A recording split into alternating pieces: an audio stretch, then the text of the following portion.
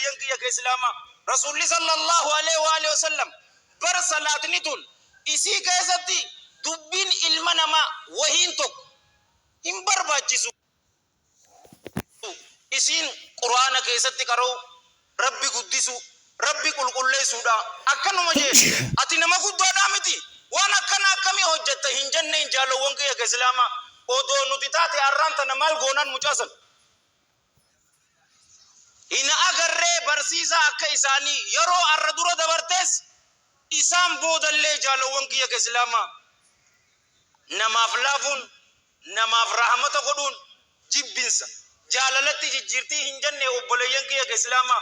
lubbuu teessaniifi xiyyaafillee maaliin dhaamanii weetanii dardaroota amma hedduu karaa sooshaal miidiyaa kanaan da'waa godhanii bar jaalowwan kiyya ka islaama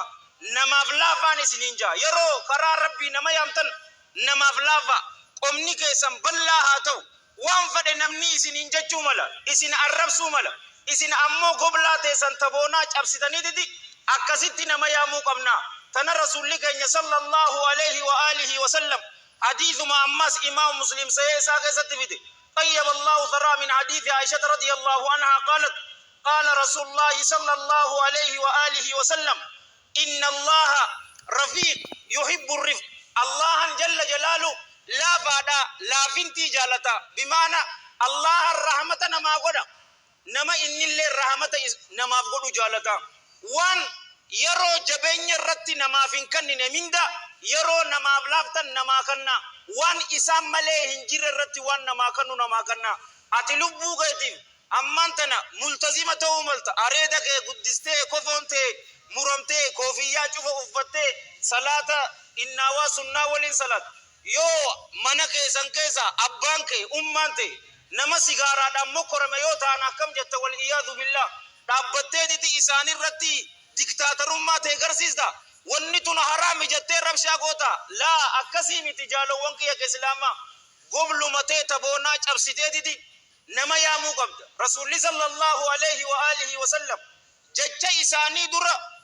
hojiidhaani nama yaamuu turan obboleeyyan kiyya keessaa'uu ammaan tana wanni nuti guddaa dhabne isii tanaan isiniin jaa afaanin haasa'uu miti akhlaaqaani akkuma giifti Aishaan jette radiyallahu anha rasuulli rabbii sallallahu alaihi wa alihi wasallam haalli isaanii qur'aana ture farra yeroo deeman qur'aanuma lafarra deemu haa'ulaa'i al-athaari al-akhyaaris alayhim min allahi ridwaan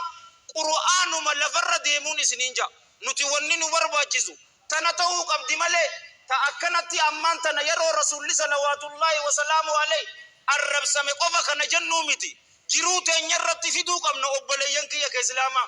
jee bar kantiibaa biyya keessaniiti miti